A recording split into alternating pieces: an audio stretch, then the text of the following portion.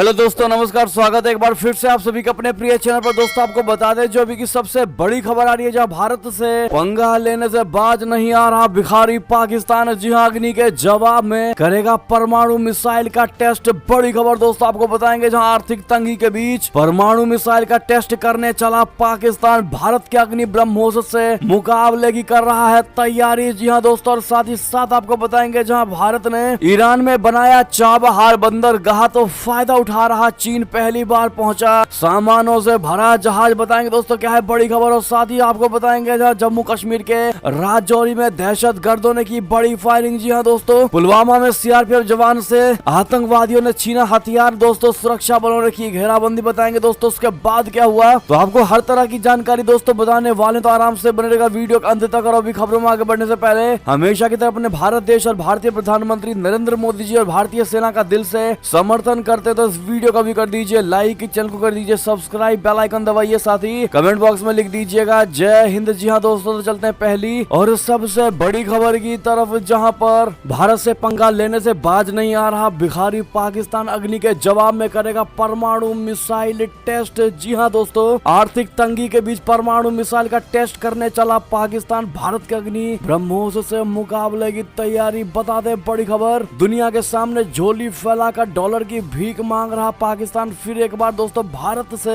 बराबरी करने चला। जी हाँ, आर्थिक मंदी की मार झेल रहा पाकिस्तान। लंबी दूरी तक मार करने वाली घातक परमाणु मिसाइल का 5 और 6 जनवरी के बीच में टेस्ट कर सकता है। दोस्तों इसे लेकर नाविकों के लिए एक नोटिस जारी किया गया है, जिसमें इस मिसाइल के अरब सागर में परीक्षण की जानकारी दी गई है। 5 से 6 जनवरी के बीच अरब सागर के टेस्ट वाले इलाके में नो फ्लाई जोन घोषित कर दिया गया है। पाकिस्तान सरकार ने मिसाइल परीक्षण का ये फैसला ऐसे समय में लिया है दोस्तों जब भारत ने कुछ ही दिनों पहले ही आकाश से प्रक्षेपित ब्रह्मोस मिसाइल के अधिक दूरी की क्षमता वाले वेरिएंट का सफल परीक्षण किया था। रिपोर्ट के मुताबिक पाकिस्तान के इस मिसाइल की मारक क्षमता 1650 किलोमीटर तक रहने का अनुमान है। दोस्तों आधिकारिक तौर पर अभी तक इस मिसाइल के नाम का खुलासा नहीं किया गया है। सिक्योरिटी एक्सपर्ट्स की माने तो ये पाकिस्तान की शाहीन या अबाबिल मिसाइल हो सकती है। ये दोनों ही परमाणु बम ले जाने में सक्षम है और भारत के किसी भी बड़े शहर को निशाना बनाने की क्षमता रखती है। ये दावा किया जाता है कि अबाबिल मिसाइल की अधिकतम मारक क्षमता 2200 किलोमीटर है। जी हाँ दोस्तों, बड़ी बात ये नहीं है कि पाकिस्तान मिसाइल टेस्ट करने जा रहा है। दोस्तों सबसे बड़ी बात यह है कि भारत की तुलना करने की कोशिश की जा रहा है, इसलिए हमने आपको खबर बताया है। दोस्तों भारत की तुलना करके इस मिसाइल को टेस्ट किया जाएगा। जी हाँ दोस्तों, बीते गुरुवार को भारतीय वायुसेना ने आकाश से प्रक्षेपित ब्रह्मोस मिसाइल के अधिक दूरी की क्षमता वाले वेरिएंट का सफल परीक्षण किया था और इसे Su-30 MKI विमान से एक जलपोत को निशाना बनाकर प्रक्षेपित किया गया था। जी हाँ दोस्तों, पाकिस्तान ये चाह रहा है कि वो भारत के इस ब्रह्मोस मिसाइल को टक्कर दे सके और इसी के लिए वो 5 और 6 जनवरी के बीच दोस्तों अपने मिसाइल का टेस्ट करेगा। अगर आपको भी लगता है दोस्तों कि भारत के ब्रह्मोस मिसाइल की तुलना कोई नहीं कर सकता और पाकिस्तान को भारत से तुलना तो बिल्कुल भी नहीं करनी चाहिए, तो दोस्तों कमेंट में ये बात लिखकर पाकिस्तान को 2 नसीहत जरूर दीजिएगा आप लोग। और साथ ही साथ दोस्तों इस वीडियो को जितनी ज्यादा हो सके शेयर जरूर कर दीजिएगा व्हाट्सएप, फेसबुक, ट्विटर पर। और दोस्तों वीडियो को लाइक करना मत भूलिएगा। बात करें एक और बड़ी खबर की, जहां पर भारत ने ईरान में बनाया चाबहार बंदरगाह फायदा उठा रहा चीन। पहली बार पहुंचा सामानों से भरा जहाज। जी हाँ, हिंद महासागर में भारत को घेरने में जुट चीन। अब ईरान में बड़ी चाल चली है दोस्तों। चीन का मालवाहक जहाज सामान लेकर सीधे ईरान के चाबहार बंदरगाह पहुंचा है। दोस्तों ये वही बंदरगाह है जहां भारत ने अरबों डॉलर का निवेश किया है। यही नहीं, भारत की योजना है कि इसी चाबहार बंदरगाह के जरिए ही आने वाले समय में रशिया और मध्य एशिया के देशों किर्गिस्तान, उज्बेकिस्तान, ताजिकिस्तान के साथ व्यापारिक रिश्तों को मजबूत किया जा सके। भारत ने हाल ही में दोस्तों इस बंदरगाह पर अपनी कई शक्तिशाली क्रेनों को भेजा था। ईरानी मीडिया की रिपोर्ट के मुताबिक दक्षिणी ईरान में स्थित चाबहार बंदरगाह पर पहली बार सीधे तौर पर चीन का मालवाहक जहाज पहुंचा है। चाबहार फ्री जोन के सीईओ अमीर मुकद्दम ने कहा कि शनिवार को इस चीनी जहाज से सामानों का उतारा जाना शुरू हो गया है और ऐसा पहली बार हुआ है जब चीन सीधे ईरान में भारत के बनाए चाबहार बंदरगाह से जुड़ गया है। इससे पहले तक चीनी जहाज सामान लेकर ईरान के बंदर अब्बास पोर्ट तक जाते थे और वहां से सामानों को छोटे छोटे जहाजों में लाद कर चाबहार तक पहुंचाया जाता था। लेकिन दोस्तों अब सीधे वो भारत द्वारा बनाए गए इस चाबहार पोर्ट पर आते दिखाई दिए हैं दोस्तों उनका जहाज, और यहीं पर कंटेनरों में से सामान को उतारा गया है। दोस्तों भारत के पूर्व MK भंडारकर का मानना है कि चीन अब चाबहार तक पहुंच गया किया है। भारत की चाबहार पर से पकड़ कमजोर पड़ रही है। इसकी वजह यह है कि ईरान हताशा में अब चीन की शरण में चला गया है। इस पर आपकी क्या निजी राय होगी दोस्तों? भारत द्वारा बनाए गए बंदरगाह पर चाइना का अगर आप भी मानते हैं कि कोई हस्तक्षेप नहीं होना चाहिए तो ये बात दोस्तों कमेंट में जरूर लिखिएगा और वीडियो को लाइक कर दीजिएगा। एक और खबर की बात करें जहां पर जम्मू कश्मीर के राजौरी में दहशतगर्दों ने की फायरिंग, 3 लोगों की मौत और 7 घायल। जी हां दोस्तों, जम्मू कश्मीर के राजौरी में दहशतगर्दों ने रविवार को फायरिंग कर दी जिसकी वजह से 3 लोगों की मौत हो गई जबकि 7 लोग घायल हो गए। जी हां, घायलों को पास के ही एक अस्पताल में भर्ती कराया गया। घटना के संबंध में जानकारी देते हुए राजौरी के संबंध अस्पताल के चिकित्सा अधीक्षक ने बताया कि डॉक्टर महमूद जी घायलों का इलाज कर रहे हैं। घटना की सूचना मिलते ही मौके पर पुलिस और प्रशासन की टीम पहुंच गई है दोस्तों। साथ ही साथ सेना के जवानों ने भी मोर्चा संभाल लिया। हालांकि अभी तक दहशतगर्दों की गिरफ्तारी नहीं हो पाई है। तो वहीं जिस अस्पताल में घायलों को भर्ती कराया गया है वहां के डॉक्टर महमूद ने बताया कि घायलों के शरीर पर गोलियां के कई निशान पड़े हैं। जी हाँ दोस्तों, आपको बता दें इसके अलावा दोस्तों पुलवामा से भी बड़ी खबर, जहां पुलवामा में सीआरपीएफ जवान से आतंकवादियों ने छीना हथियार। सुरक्षा बलों ने की घेराबंदी और चलाया सर्च ऑपरेशन। जी हाँ, जम्मू कश्मीर के पुलवामा जिले में रविवार को आतंकवादियों ने सीआरपीएफ के एक जवान से हथियार छीन ली। अधिकारियों ने बताया है कि दोपहर करीब 12:40 पर दहशतगर्दों ने सीआरपीएफ जवान से AK-47 सर्विस राइफल छीन ली। उसी दौरान जवान दक्षिण कश्मीर जिले के राजपुरा के निचले इलाके में ड्यूटी पर तैनात था। उन्होंने कहा कि हथियार की बरामदगी के लिए तलाश अभियान शुरू कर दिया गया है। सुरक्षा अधिकारियों ने बताया है कि जवान का हथियार छीनने का यह मामला अगस्त 2019 के बाद पहली बार सामने आया है। उन्होंने बताया कि छीनने वाले हथियार से लैस नहीं था और घटना के दौरान कोई घायल नहीं हुआ। सीआरपीएफ के प्रवक्ता जुनैद खान ने कहा कि निचले इलाके में स्थित चेक पॉइंट पर 24 घंटे गतिविधियां चलती रहती हैं। माना यह जा रहा है कि उस व्यक्ति ने पहले ही टोह ली होगी और वहां से बचकर भागने की प्लानिंग के साथ आया होगा। जिस जगह ये वारदात हुई है वहां अक्सर लोग पैदल घूमने फिरने आते हैं। हालांकि अभी तक ये नहीं पता चल सका है कि घटना के वक्त वहां पर जवान के साथ दूसरा कोई था या नहीं। जी हाँ दोस्तों, ऐसे में ये जांच का केस है दोस्तों, इसकी जांच की जा रही है। जैसी कोई बड़ी खबर आएगी आपको सबसे पहले हम बताएंगे। बात करते हैं और बड़ी खबर की जहां पर हम नहीं झुकेंगे। जी हाँ, पुतिन का पश्चिमी देशों पर जोरदार हमला, कहा वो रशिया को बर्बाद करना चाहते हैं लेकिन हम नहीं झुकेंगे। बता दें रशिया के राष्ट्रपति व्लादिमीर पुतिन ने नए साल की पूर्व संध्या पर देशवासियों को संबोधित किया है। यूक्रेन के खिलाफ पिछले 10 महीने से जंग लड़ रहे पुतिन का पूरा फोकस जंग में लड़ रहे सैनिकों का हौसला बढ़ाने पर ही रहा। अपने संबोधन में उन्होंने अमेरिका समेत पश्चिमी देशों पर रशिया के खिलाफ साजिश करने का आरोप लगाया। उन्होंने कहा कि पश्चिमी देश यूक्रेन के जरिए रशिया को बर्बाद करने की साजिश में लगे हुए हैं। रूसी राष्ट्रपति ने कहा कि पश्चिमी यूक्रेन को हथियार बनाकर रशिया को बर्बाद करना चाहते हैं लेकिन उनका देश ये कभी नहीं होने देगा, कभी नहीं झुकेगा। रशिया की सरकारी टीवी पर प्रसारित वीडियो संदेश में पुतिन ने कहा कि रूस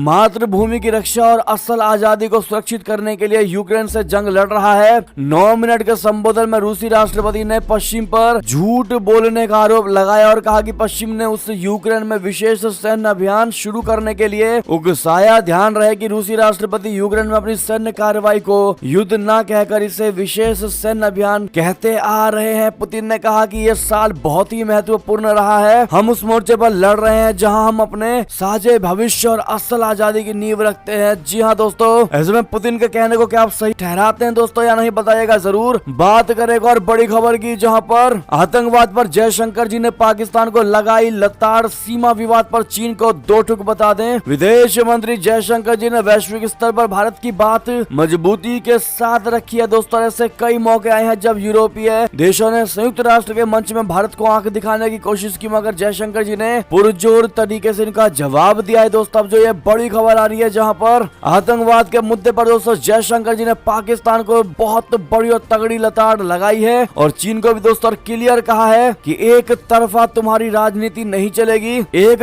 तरफा न्याय नहीं चलेगा, एक तरफा डिसीजन नहीं चलेगा जब तक उसमें सबका एक्सेप्टेंस नहीं होगा, सबकी हामी नहीं होगी। जी हाँ दोस्तों, और भारत बातचीत के डेस्क पर तभी बैठेगा जब अगला देश आतंकवाद को पूरे तरीके से खत्म करके भारत के साथ बात की अपील करेगा तभी। जी हाँ दोस्तों, इस पर आपकी क्या निजी राय होगी बताइएगा जरूर। बात करेगा और बड़ी खबर की जहां पर फलस्तीन पर यूएन में आए प्रस्ताव पर भड़का इजराइल, क्या कह रहा भारत, इस पर आपको बता दें संयुक्त राष्ट्र महासभा में भारत ने पूर्वी यरूशलेम और फलस्तीनी क्षेत्र में इजराइल के कब्जे से जुड़े एक मसौदा प्रस्ताव से दूरी बना ली है दोस्तों। इस मसौदा प्रस्ताव में फलस्तीनी क्षेत्र पर इजराइल के लंबे समय तक कब्जे और और उसे अलग करने के कानूनी परिणामों पर अंतर्राष्ट्रीय न्यायालय से राय मांगी गई है। दोस्तों ये मसौदा प्रस्ताव था इजरायली गतिविधियों जो पूर्वी यरूशलेम सहित अधिकृत फलस्तीनी क्षेत्र में फलस्तीनी लोगों के मानवाधिकारों को प्रभावित करती है। इसमें अंतर्राष्ट्रीय न्यायालय से सलाह देने का अनुरोध किया गया था। 1967 के बाद से फलस्तीनी क्षेत्र पर कब्जा करके बस्तियां बसाकर और आक्रमण करके इजराइल की ओर से किए जा रहे फलस्तीनी लोगों के आत्मनिर्णय के अधिकार के उल्लंघन के क्या कानूनी परिणाम हो सकते हैं। बात करें दोस्तों एक और बड़ी खबर की, जहां भारत पाकिस्तान ने आपस में शेयर की यानी साझा की परमाणु प्रतिष्ठान और कैदियों की सूची। बड़ी खबर, भारत और पाकिस्तान ने आपस में उन परमाणु प्रतिष्ठानों की सूचियों को एक्सचेंज किया है जिन पर युद्ध या शत्रुता की स्थिति में हमला नहीं किया जाएगा। द्विपक्षीय संबंधों के सार्वकालिक निम्न स्तर पर होने के बावजूद भी ये परंपरा 1992 से चली आ रही है दोस्तों, और इसको दोनों देशों ने बरकरार रखा हुआ है। दोनों ही पक्षों ने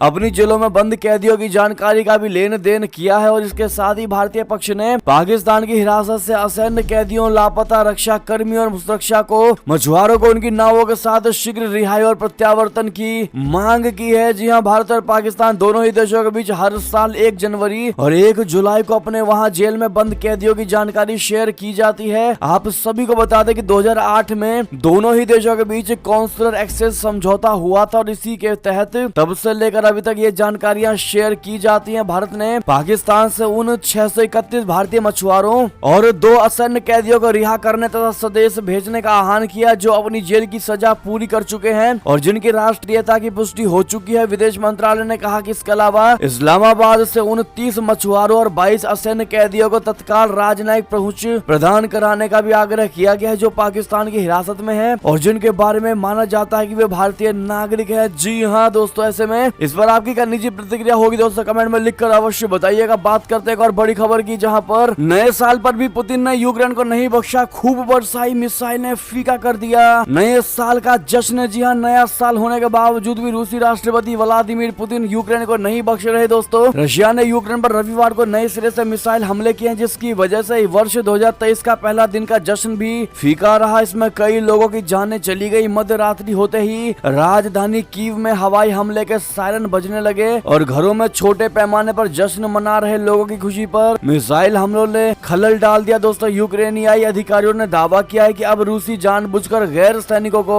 निशाना बना रहे हैं ताकि भय का माहौल पैदा कर सकें एवं मनोबल तोड़ सके। हालांकि नए साल पर लोगों की जब आंखें खुली तो कीव काफी हद तक शांत था जिसका लोगों ने आनंद लिया। उस शहर के एक उद्यान में अपने पति के साथ बैठी इवेनिया शुलेंजको ने कहा कि निश्चित तौर पर जश्न मनाना मुश्किल है। हम समझते हैं कि हमारे सैनिक अपने परिवारों के साथ नहीं है, लेकिन साल के अंत में राष्ट्रपति व्लादिमीर जेलेंस्की द्वारा नव वर्ष के अवसर पर दिए गए मजबूत भाषण से उनका मनोबल बढ़ा है और वो यूक्रेनियाई होने पर गर्व महसूस कर रहे हैं। लेकिन उधर पुतिन ने दोस्तों उनके पूरे मजे को खराब कर दिया है। बात करें एक और खबर की, जहां पर चीन ने अमेरिका को दी बड़ी नसीहत, कहा हमें ना बताएं रूस के साथ कैसे रिश्ते रखें। जी हाँ दोस्तों, एक और सबसे बड़ी खबर आपको बता दें, पिछले दिनों चीन और रशिया के राष्ट्रपतियों के बीच वीडियो कॉल पर बातचीत हुई और इस दौरान दोनों देशों के प्रमुखों ने आपसी रिश्तों को मजबूती देने को लेकर सहमति जताई। रशिया और चीन के बीच बहुत ही अच्छे संबंध हैं, तो वहीं अमेरिका दोनों ही देशों की आंख में खटकता है। चीन के सरकारी मीडिया के मुताबिक साल 2023 में रशिया और चीन के बीच विकास के नए अवसर बन सकते हैं। अमेरिका चीन को ना समझाए कि वो रशिया के साथ कैसे रिश्ते रखे और ना ही इसको लेकर वो हम पर उंगली उठाएं। इसके लिए चीन अमेरिका को किसी भी तरह के लेक्चर देने के मूड में नहीं है। जी हाँ, चीनी मीडिया ने कहा कि चीन का रिश्ता रशिया के साथ अमेरिका के मुकाबले ज्यादा बेहतर है। दोनों देश अपने हितों के लेकर सजग हैं। रशिया और चीन बिना किसी टकराव के आपसी बातों को रखते हैं और अमल करने की कोशिश भी करते हैं। चीन और रशिया के ठोस संबंध दुनिया में हर तरह से बढ़ने में मदद कर सकते हैं और अंतर्राष्ट्रीय समुदाय को एक पक्षवाद में जाने से रोक सकते हैं। हालांकि यूक्रेन के साथ युद्ध से पहले ही अमेरिका रशिया और चीन के रिश्तों को लेकर सावधान हो चुका था। रशिया और यूक्रेन के बीच पिछले साल 24 फरवरी 2022 से ही लड़ाई हो रही है। अमेरिका दोनों देशों को अपना प्रतिद्वंदी मानता है। अमेरिका को इस बात की चिंता है कि चीन और रशिया के बीच गहराते रिश्ते ग्लोबल लेवल पर असर डाल सकते हैं और इससे अमेरिका का ग्लोबल लेवल पर असर कम हो सकता है। जी हाँ दोस्तों, अब ऐसे में चाइना का ये कहना कि हमें ना सिखाए कि रशिया के साथ हमें कैसे रिश्ते रखने हैं और कैसे नहीं, कृपया करके अपने काम पर ध्यान दे। जी हाँ दोस्तों, बात करते हैं और बड़ी खबर की, जहाँ पर टीटीपी ने दी पाकिस्तान को खुली चेतावनी, कहा अल्लाह ने चाहा तो पाकिस्तान को आजाद करा लेंगे। अब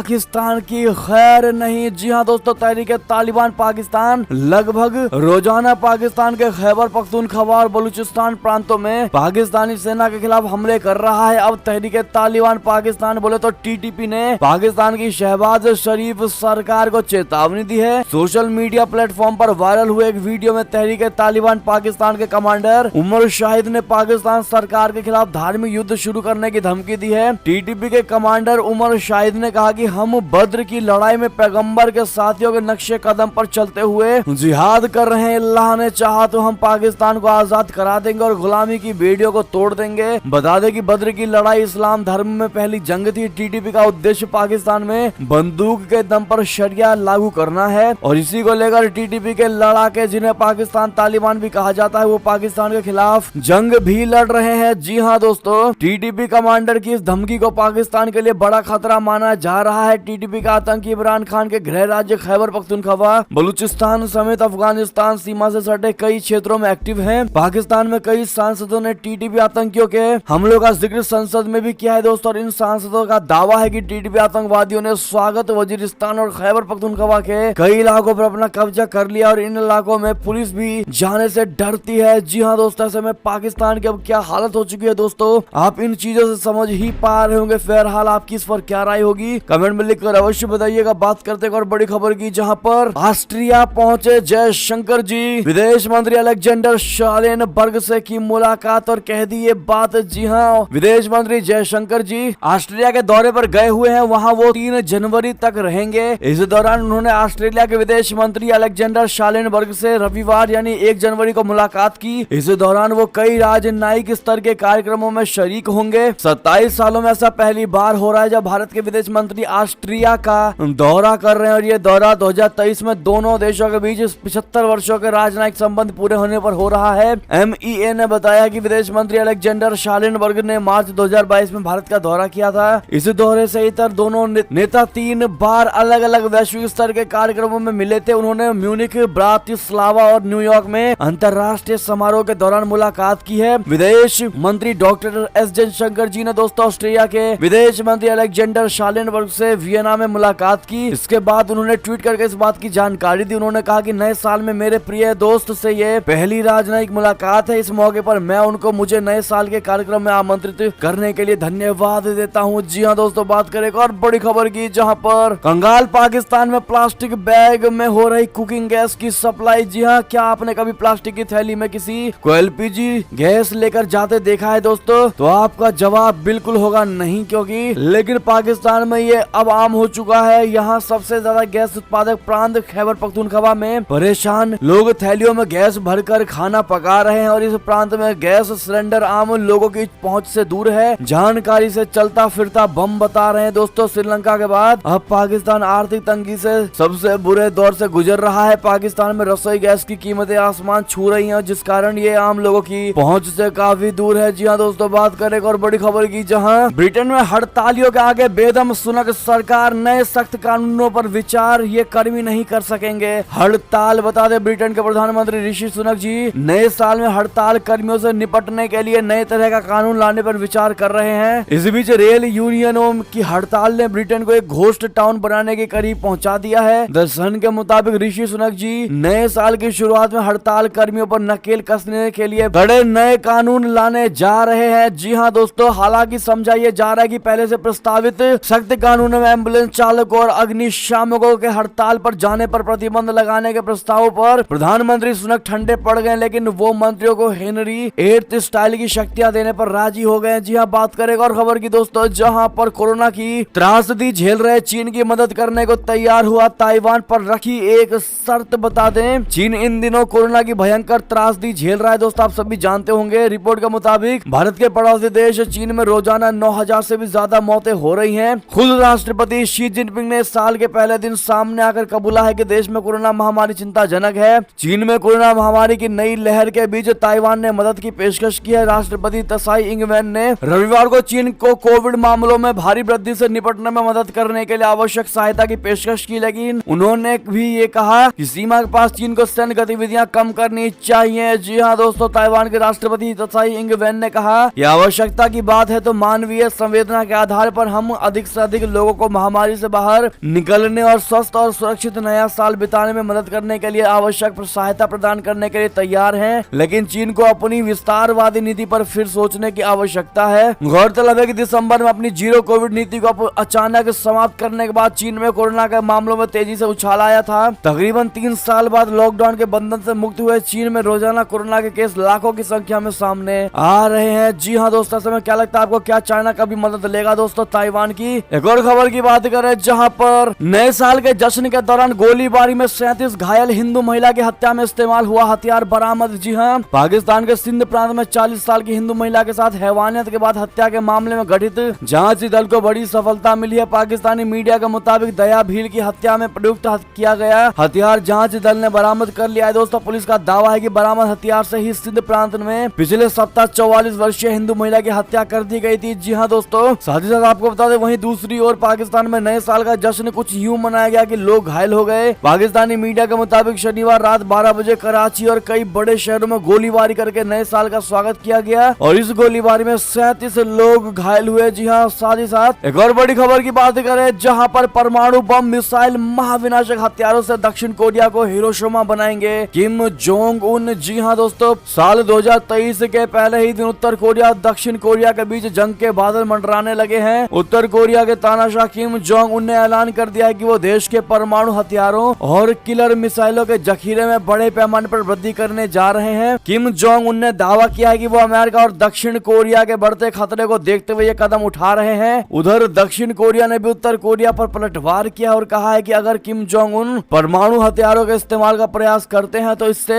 उत्तर कोरियाई शासन का अंत हो जाएगा। जी हाँ, किम जोंग उन का ये बयान ऐसे समय पर आया है जब उत्तर कोरिया ने सप्ताहांत में विशाल परमाणु बम ले जाने में सक्षम और मल्टीपल लॉन्च रॉकेट सिस्टम का 2 बार परीक्षण किया। उत्तर कोरिया का दावा है कि इस रॉकेट सिस्टम ने पूरे दक्षिण कोरिया में कहीं भी तबाही मचाई जा सकती है। जी हाँ दोस्तों, बात करें और बड़ी खबर की जहां पर राहुल गांधी के बयान से यूपी की राजनीति गरमाई। अब सपा ने किया पलटवार, कहा कांग्रेस है सत्ता प्रेमी दल। जी हाँ, कांग्रेस सांसद राहुल गांधी के सपा को लेकर दिए गए हालिया बयान के बाद उत्तर प्रदेश की राजनीति गरमा गई है। अब समाजवादी पार्टी यानी एसपी की ओर से राहुल गांधी पर पलटवार किया गया है। समाजवादी पार्टी की मीडिया सेल ने रविवार यानी 1 जनवरी को ट्विटर पर लिखा है कि राहुल गांधी कह रहे हैं कि सपा की कोई राष्ट्रीय विचारधारा नहीं है। राहुल गांधी ये जान लें कि समाजवादी विचारधारा सिर्फ देश ही नहीं बल्कि पूरे विश्व में है। समाजवादी पार्टी ने आगे कहा है कि भगवत सिंह लोहिया जी, नेल्सन मंडेला, महात्मा गांधी जैसे विश्व क्रांतिकारी और नेता समाजवादी विचारधारा के ही थे। हाँ, कांग्रेस की कोई विचारधारा नहीं, कांग्रेस वैचारिक पार्टी नहीं बल्कि सत्ता प्रेमी दल है। बीजेपी और कांग्रेस की विचारधारा इस मामले से मिलती जुलती है। ऐसे में दोस्तों उन्होंने बीजेपी और कांग्रेस को घेरने की कोशिश की दोस्तों, लेकिन वास्तविकता क्या है आप सभी जानते होंगे दोस्तों। ऐसे में आप लोग समाजवादी पार्टी के मुखिया अखिलेश यादव के इस बयान पर दोस्तों उनको क्या जवाब देना चाहेंगे, कमेंट में लिखकर अवश्य बताइएगा। देखते हैं क्या कहती है भारत की जनता। एक और बड़ी खबर की बात करें दोस्तों, जहां पर अनाज को लेकर मोदी सरकार ने उठाया बड़ा कदम। मंत्रालय ने बयान जारी करके कह दिया, ऐसी बात बता दें, लोगों के हितों के लिए सरकार की ओर से कई योजनाएं चलाई जा रही हैं। एक तरफ जहां सरकार की ओर से आम जनता को राहत पहुंचाने के लिए मुफ्त अनाज देने समेत कई योजनाएं चलाई जा रही हैं, तो वहीं सरकार की ओर से किसानों के कल्याण के लिए भी कई स्कीम चलाई जा रही हैं। वहीं अब सरकार की ओर से बड़ा ऐलान किया गया है। सरकार की ओर से कहा गया है कि वो अंतर्राष्ट्रीय मोटा अनाज वर्ष बोले तो इंटरनेशनल ईयर ऑफ मिलेट्स के तहत देश भर में मोटे अनाज पर केंद्रित गतिविधियों की शुरुआत करेगी। सरकार की ये पहल इसलिए भी महत्वपूर्ण है कि भारत के अध्यक्षता वाली G20 की बैठकों में मोटे अनाज को महत्व दिया जा रहा है। इसको लेकर कृषि मंत्रालय ने एक बयान भी जारी किया है दोस्तों। इस बयान में कहा गया है कि केंद्र सरकार के मंत्रालयों, राज्य सरकारों और भारतीय दूतावास को 2023 में IYM के प्रचार के लिए विभिन्न गतिविधियां आयोजित करने को कहा गया। इसके लिए विशेष महीने में अभियान चलाकर मोटे अनाज के बारे में जागरूकता बढ़ाई जाएगी। जी हाँ दोस्तों, साथ ही साथ दोस्तों आपको अंतिम खबर बता दें, जहां पर 6 दिन बाद प्राइवेट हो जाएगा ये बैंक। वित्त मंत्री ने दी बड़ी जानकारी, हो गई पूरी तैयारी। दरअसल देश भर में कई सरकारी बैंकों को तेजी से प्राइवेट करने का काम किया जा रहा है। बैंक प्राइवेटाइजेशन को लेकर एक बड़ा अपडेट सामने आ रहा है। जनवरी महीने में सरकार एक और बैंक को प्राइवेट करने जा रही है। वित्त मंत्री निर्मला सीतारमण जी ने इस बारे में जानकारी दी है। सरकार ने IDBI बैंक के प्राइवेटाइजेशन को लेकर बड़ा फैसला लिया है। 7 जनवरी को तक ये प्राइवेट हो सकता है बैंक। जी हाँ, सरकार इन दिनों कई बैंकों में हिस्सेदारी बेचने का प्लान बना रही है और इसी बीच IDBI बैंक प्राइवेटाइजेशन को लेकर बड़ी खबर सामने आ रही है कि 7 जनवरी तक यानी ठीक 6 दिन बाद सरकार इस बैंक को प्राइवेट करने जा रही है। जी हाँ दोस्तों, आपको पैनिक होने की आवश्यकता नहीं। अगर आपका इसमें अकाउंट है दोस्तों तो आपको बता बता दें कि सलाहकारों को समय सीमा में विस्तार के कई अनुरोध भी मिले हैं। जी हाँ दोस्तों, इसी बीच ये थी अब तक की सारी बड़ी खबरें। आपको हमारी खबर कैसी लगी? आशा करता हूँ बहुत अच्छी लगी होगी दोस्तों। अगर थोड़ी भी अच्छी लगी तो इस वीडियो को भी अपने भाई बंधुओं में दोस्तों फेसबुक ट्विटर के जरिए पूरे भारत में शेयर करना बिल्कुल मत भूलिएगा। और अभी कर दीजिए इस वीडियो को लाइक, चैनल को कर दीजिए सब्सक्राइब, बेल आइकन दबाइए, साथ ही कमेंट बॉक्स में लिख दीजिएगा जय हिंद जय भारत। तो मिलते हैं आप अगली बड़ी खबर में दोस्तों, तब तक अपना ख्याल रखिएगा। आप सभी का बहुत बहुत धन्यवाद, साथ देने के लिए, साथ बनने के लिए बहुत बहुत धन्यवाद। जय हिंद जय भारत, जय श्री राम, वंदे मातरम, हर हर महादेव।